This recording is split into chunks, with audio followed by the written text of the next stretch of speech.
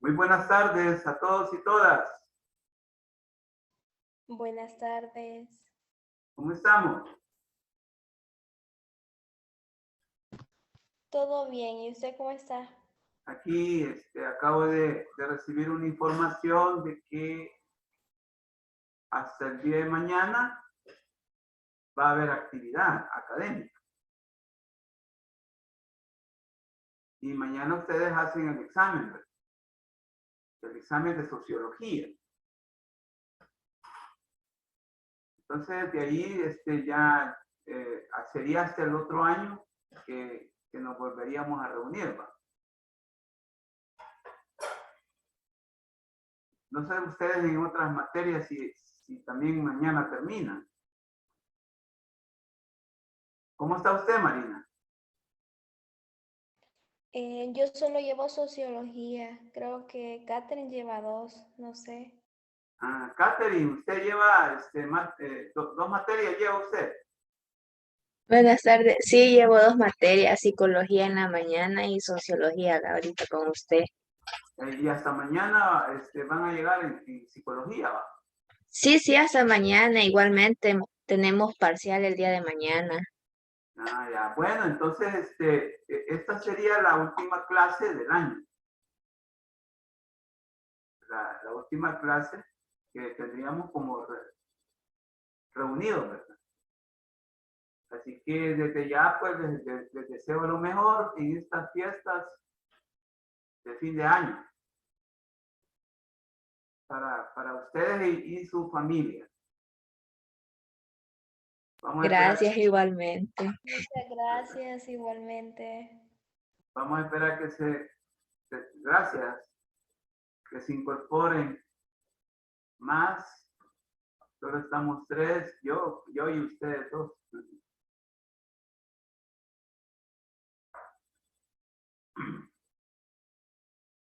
Porque el ciclo termina el 14 de enero.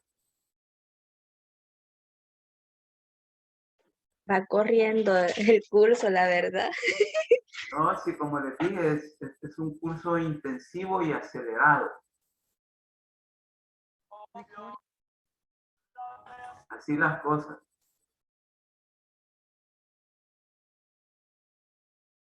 Bien, ya estamos 4.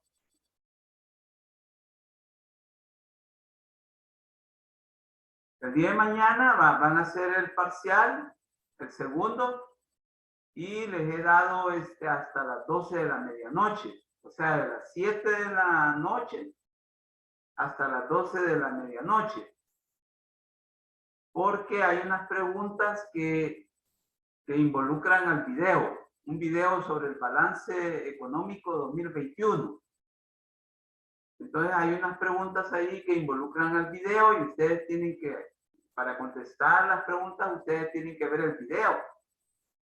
El video ahí está en el aula virtual, entonces considero yo que como que si tienen que ver el video es de como de 1 hora con 5 minutos. Entonces creo que necesitan tiempo, considero, y entonces les he dejado pues el tiempo hasta la medianoche. Entonces, para que ustedes tengan tiempo para ver el video sobre el balance económico 2021. Y precisamente la primera ponencia del licenciado Alfonso Goitia, así se llama el señor. Entonces ustedes van a tener el tiempo como para verificar cuáles son los datos que está y para poder responder las preguntas. Por otro lado, las preguntas llegarían hasta donde lleguemos ahora, también. ¿De acuerdo? Bien. Vamos a comenzar entonces. Pues estoy aquí.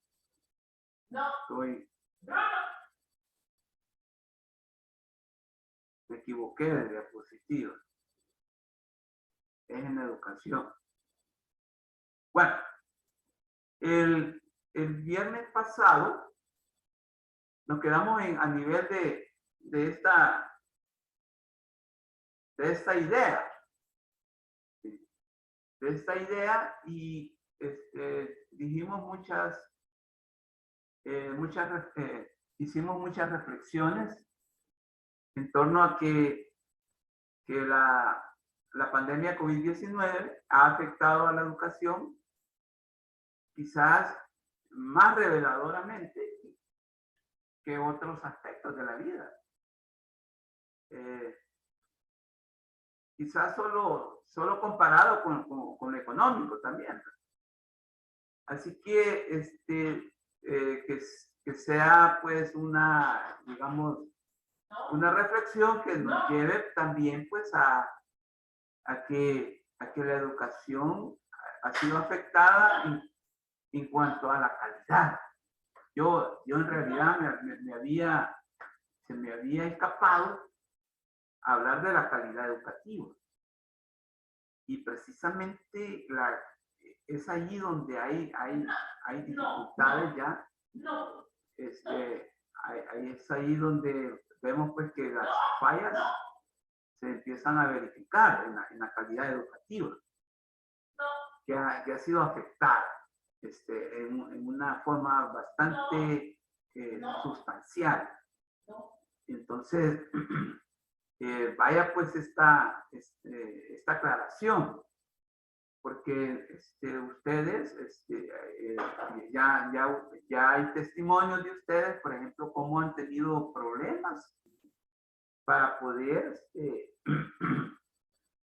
tener, por ejemplo, una percepción, una conexión exitosa con las clases que han tenido.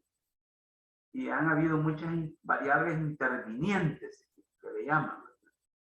Por ejemplo, una compañera nos dio el testimonio de que ha tenido muchas variables intervinientes, incluso vinculadas hasta con el calor, ¿verdad? Que se siente en el cuarto. Sí, y bueno, y que también hay otras mediaciones, que también son intervinientes. El ruido que producen, porque acordémonos que ustedes están en el seno de la familia recibiendo la clase. Bueno, yo también, ¿verdad?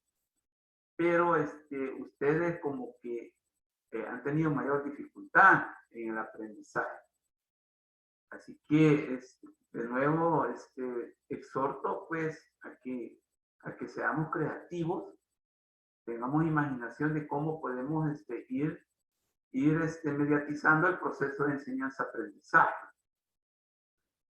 Ahora bien, esto que la educación es un eje transversal de la vida.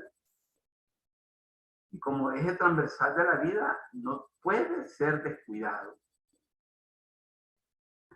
Y lamentablemente, la educación ha sido muy afectada por la presente pandemia y ha sido descuidada. Entonces, miren, a corto, mediano y largo plazo vamos a ir viendo las consecuencias. Ya a corto plazo ya se dieron algunos resultados. Ya hay, precisamente en esta clase vamos a comentar y a reflexionar un análisis que se hizo por la Francisco Gavidia, por la Universidad San Francisco Gavidia, y que nos da pues como algunos luzazos y algunos lineamientos sobre cómo ha sido afectada la educación. Entonces, cuando nosotros decimos la educación un eje transversal de la vida, quiere decir de que es un aspecto omnipresente, ¿sí?, en el proceso de la vida. ¿Sí? No podemos prescindir. No se puede prescindir de ese aspecto de la vida, porque uno puede incluso llegar a la universidad, recibirse e incluso hacer posgrados, realizar posgrados. Y entonces, pero no es suficiente. Ahí no acaba incluso la educación, porque la educación involucra no solamente la escuela, la universidad, y toda aquellos procesos en los cuales nosotros nos cualificamos. Pero también está la casa, la familia, los puestos de trabajo, ¿sí?, la iglesia, la comunidad, en donde también existe un proceso de educación, pero existen procesos de educación, pero que no son formales. Entonces, bueno, acaba la educación formal, pero sigue la informal. ¿Sí? Pero la educación siempre transcurre. Eso sí hay que enfatizarlo. ¿Sí? Entonces, por eso es que decimos que es un eje transversal. No obstante, yo en las clases anteriores, yo les he hablado del paradigma educativo que hoy prevalece, y es la educación permanente. La educación permanente, en la cual, pues, por ejemplo, en otras sociedades, la gente, no importa la edad, incluso, están en proceso siempre de cualificación. Y no solo es informal, sino que es formal. Entonces, no hay que extrañar, pues, de que se siga incluso teniendo grados, pregrados, posgrados, seguir estudiando. Entonces yo, por ejemplo, yo siempre que tengo la oportunidad de trabajar con una materia y en otras materias, yo siempre exhorto a no dejar de seguir en el proceso de educación. Y quiero en esta oportunidad también con ustedes, también seguir en esa exhortación. Porque hoy en día, bueno, estamos en la sociedad del conocimiento. Aunque yo en días pasados también les comenté que en El Salvador no estamos construyendo una educación del conocimiento. Y lo que hay hay una sociedad del conocimiento solo en la medida que creamos conocimiento o en la medida que tengamos en primicia, los resultados del conocimiento científico, pero no ocurre eso. Lo que está ocurriendo es que estamos saturados de información, ya por la vía del internet, por ejemplo. Hay información verdadera y falsa, buena y mala. Entonces, estamos en una sociedad de la información, eso sí, pero no del conocimiento. Entonces, si logramos llegar a la sociedad del conocimiento o a construir una sociedad de conocimiento, ustedes van a tener la necesidad de seguir cualificándose. Entonces, vaya la exhortación. Bueno, al igual que se lo manifesté con la economía, la educación también es un tejido social. Y lamentablemente, desafortunadamente, con la pandemia COVID-19, la educación también como tejido ha sido también, ¿sí?, ha sido también roto. Ha habido una rotura con la pandemia. La pandemia provocó un rompimiento de su tejido y eso ha ido creciendo. Esa rotura ha provocado también que eso crezca. Entonces, como todo tejido, ¿sí?, los hilos hilvanados también han sido afectados, a tal grado que hay efectos psicosociales, ¿sí?, psicoemocionales, y no digamos a nivel familiar, a nivel económico también.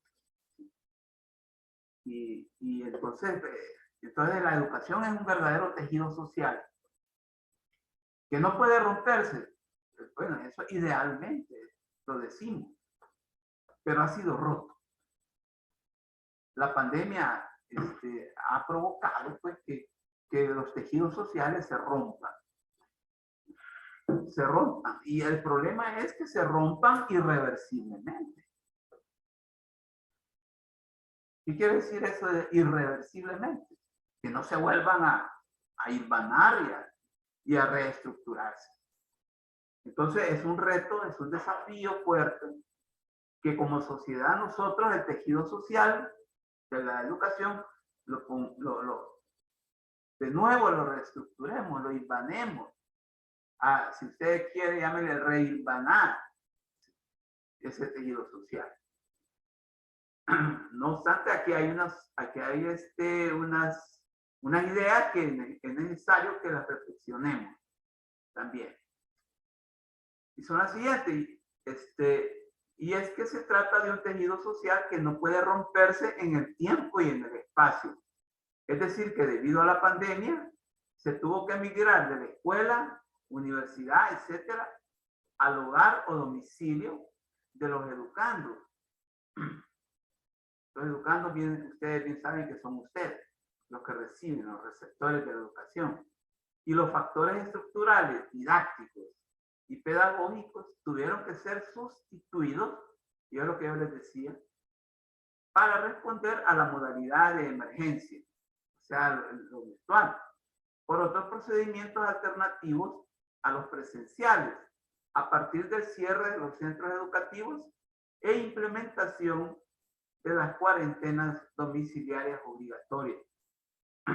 Es de reconocer que los procesos no se interrumpieron, a pesar de la celeridad y premura con que la emergencia sanitaria surgió en los distintos países, pero también se debe de acotar que por ser un momento o fase de emergencia, esta situación debe concientizar y revelar a los encargados del rubro educativo lo vulnerables que son los sistemas de educación para enfrentar un imprevisto de tal magnitud. Hasta aquí yo creo que El Salvador pues le ha ocurrido lo mismo que le ha ocurrido a otros países, a la mayoría de los países a nivel mundial.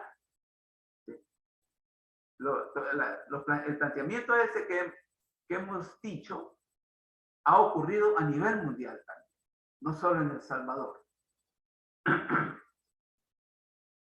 La otra idea, para fundamentar la idea anterior, basta con consultar el dato que arrojó un estudio realizado por la Universidad Francisco Gavidia, a pocas semanas del cierre del sistema educativo nacional en El Salvador. Aquí viene lo específico, y que se refiere a varios aspectos que constituye la interacción educativa online, como la eficiencia de la variable aprendizaje.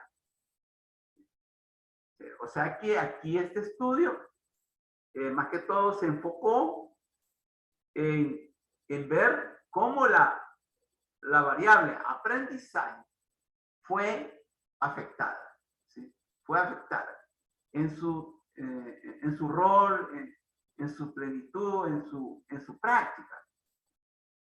Solo, y ojo con estos datos, solo un 20.7% se logró en el nivel básico, o sea, el aprendizaje.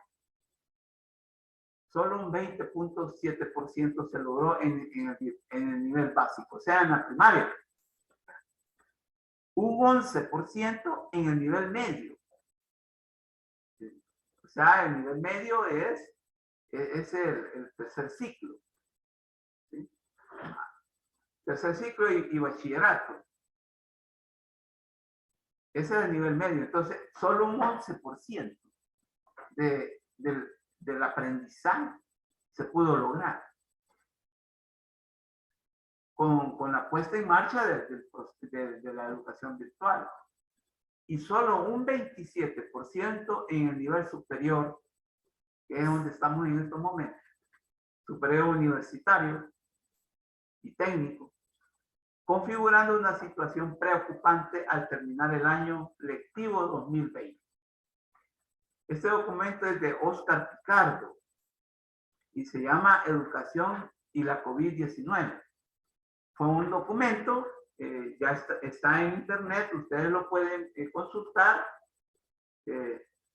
y no es muy largo, es un documento bastante escueto, entonces ustedes pueden ver pues que a nivel del aprendizaje, ¿sí? A nivel del aprendizaje, hubo mucho, a nivel cualitativo, eso, a nivel cualitativo que se refiere a las cualidades, hubo mucha afectación. Hubo mucha afectación. Porque solo prácticamente fueron bajos los logros del aprendizaje. Imagínense que en el nivel medio solo se logró el 11%.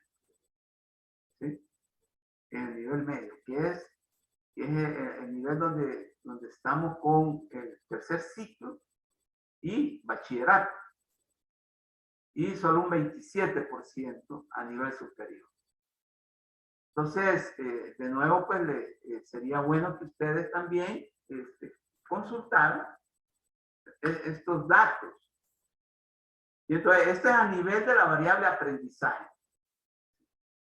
¿Por qué nos hemos enfocado más en el aprendizaje? Porque es ahí donde se puede verificar la materia prima de la educación. ¿Dónde vamos a identificar la materia prima de la educación? En el aprendizaje.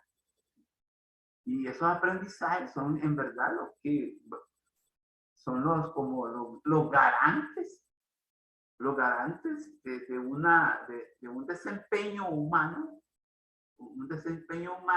para que haya ciudadanía y también haya capacidades para el mundo del trabajo.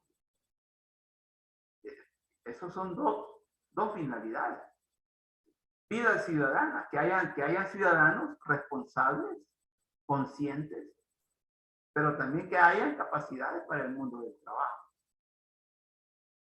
Entonces, por eso es que se enfocó más que todo en el aprendizaje. No quiere decir que en la enseñanza también hayan habido o hayan falencias. Y aquí viene esta dinámica es la que se impuso de la educación presencial a la educación virtual. Este paso, si usted quiere, llámele también transición. Porque en el 2020 fue precisamente un proceso de transición. Hoy como que ya está más cimentado la educación virtual. Porque, por ejemplo, hoy en el 2021 comenzamos ya de lleno con la educación virtual. ¿Sí? No como ocurrió en el 2020, que nos agarró por asalto, a quemarropa, y tuvo que haber pues un reacomodo, ¿sí? Tuvo que haber reacomodo, un ajuste en el proceso de enseñanza-aprendizaje.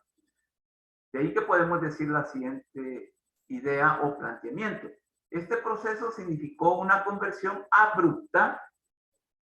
Yo quiero que se pueda leer más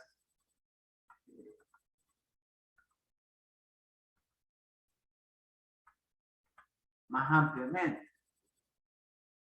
De la educación presencial a la educación virtual. Este proceso significó una conversión abrupta en los sistemas de educación públicos y privados, tanto en los países desarrollados como en los países subdesarrollados como El Salvador.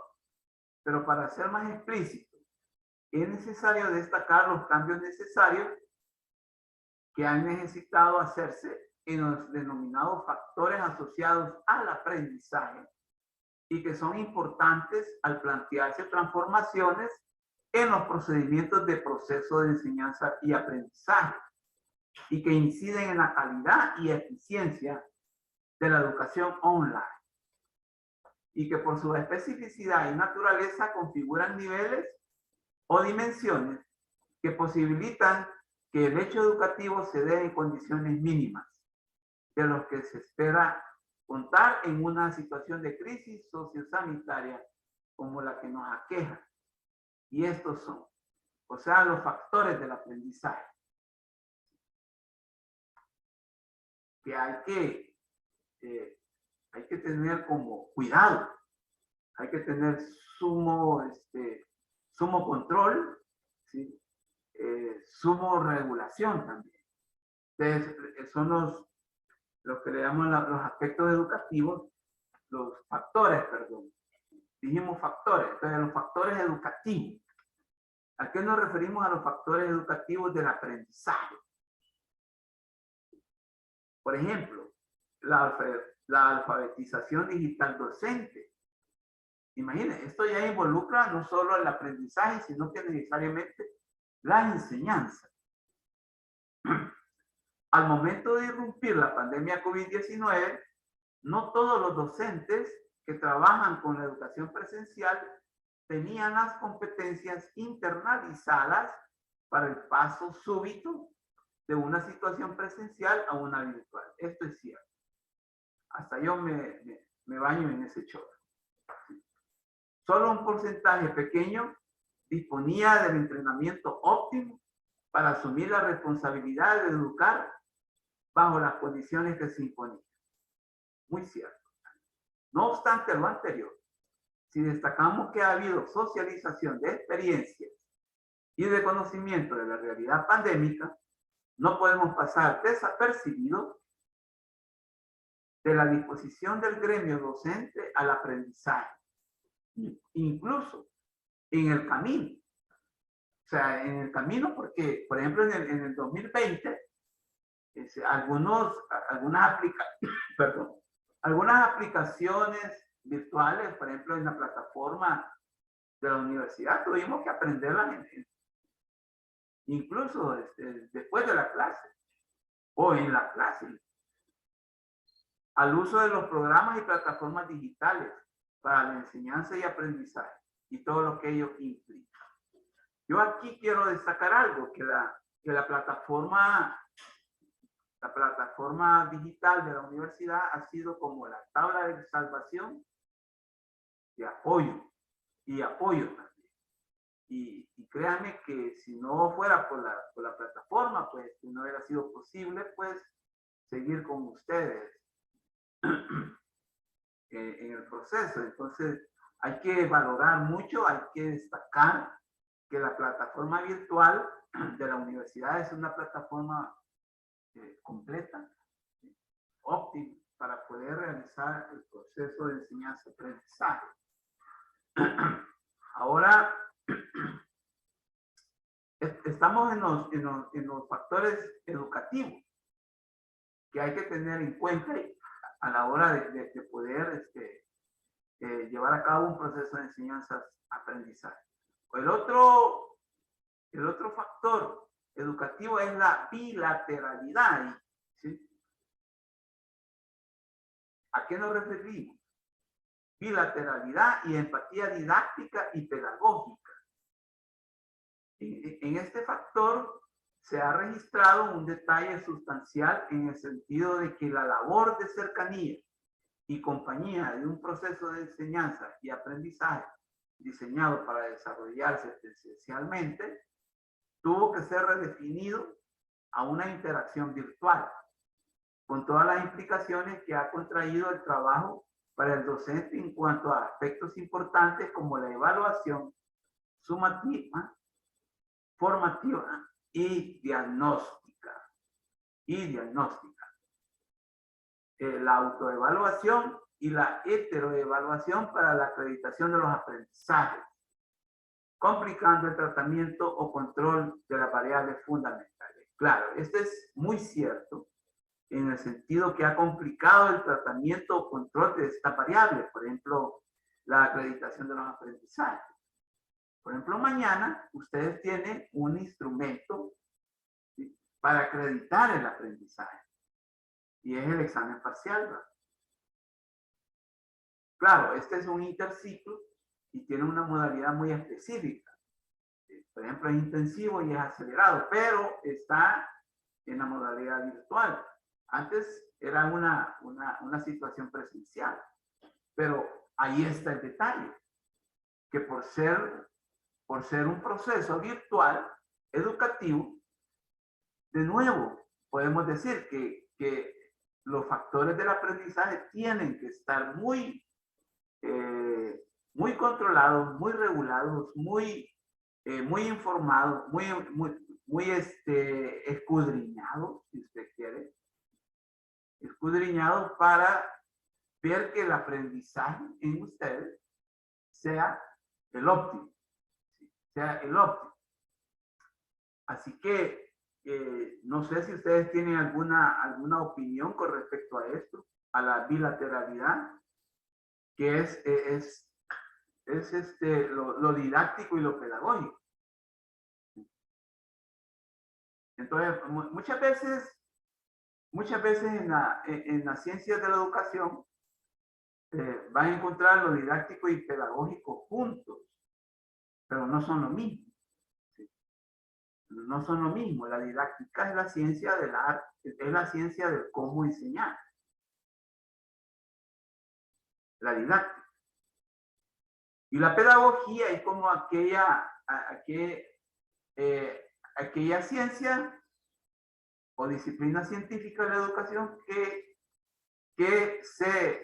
tiene por objeto de estudio el cuidado, si usted quiere, el cuidado, el tratamiento, el control o regulación del proceso educativo.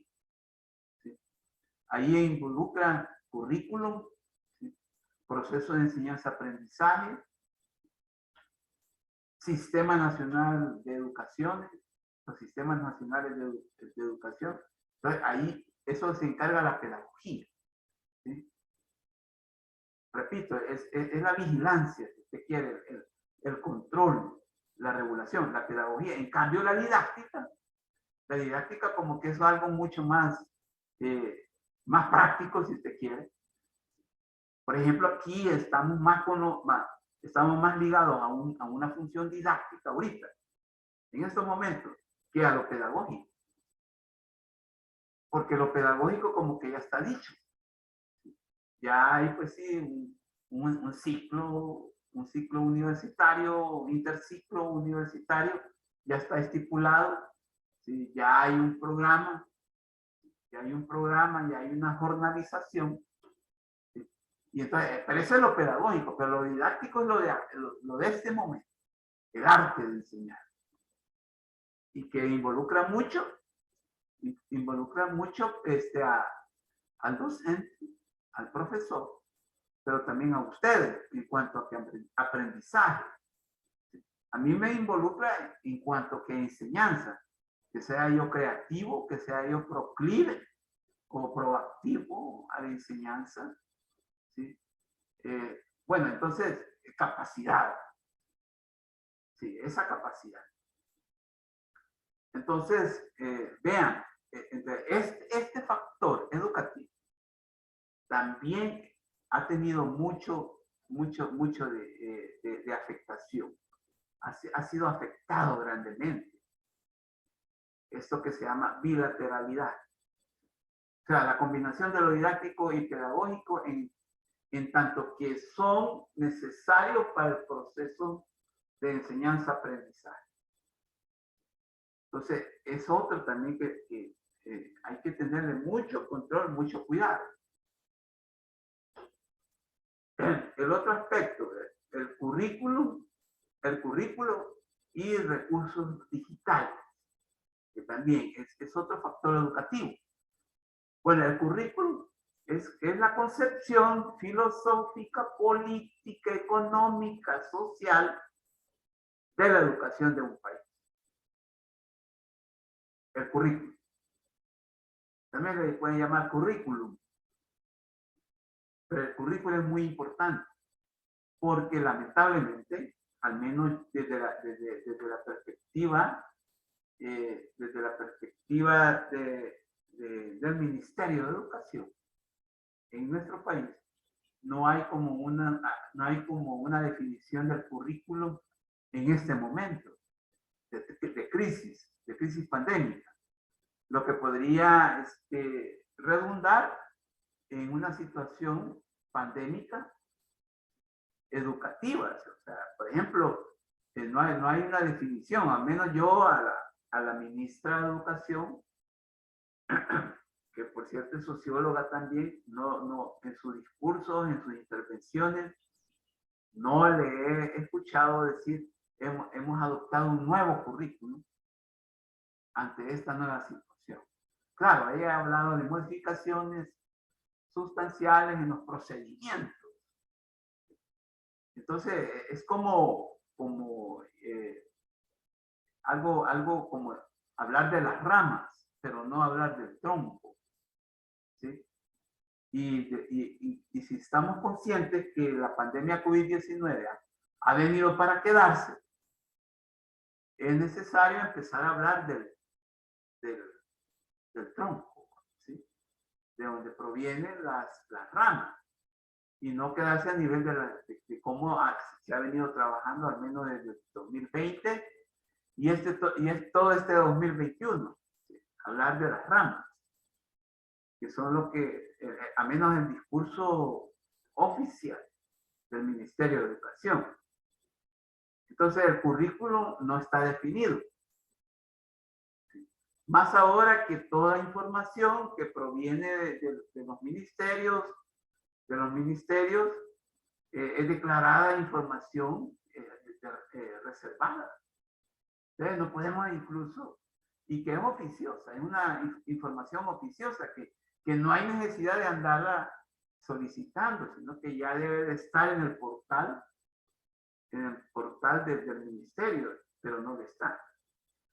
Así que este es otro aspecto que hay que tener mucho cuidado, el currículum y los recursos digitales. Al menos con el currículum yo les podría plantear eso. ¿Sí? No hay una definición. Más cuando se refiere a la concepción filosófica, política, social y hasta ideológica de la educación. Es esto del currículum. En este aspecto es necesario señalar que la modalidad del proceso de enseñanza y aprendizaje tiene mucha importancia al momento de cambiar de lo presencial a lo virtual, puesto que no es producto de un proceso pensado y consensuado como parte de una reforma educativa, lo que yo les decía, con un sentido transformador de la educación nacional, tan necesaria en El Salvador, sino como una respuesta coyuntural, inmediata, circunstancial y sujeta a la adopción de planes educativos contingenciales para estar a la altura de las exigencias de una emergencia nacional, llegando a la configuración de una educación a distancia o remota y no virtual u online. Bien, vamos a llegar hasta aquí porque el tiempo se nos está acabando. Nos vemos a las 6 para seguir con la idea. ¿De acuerdo? De acuerdo, Lic. Está bien. Nos vemos a De las... acuerdo. Nos vemos a las 6. De acuerdo.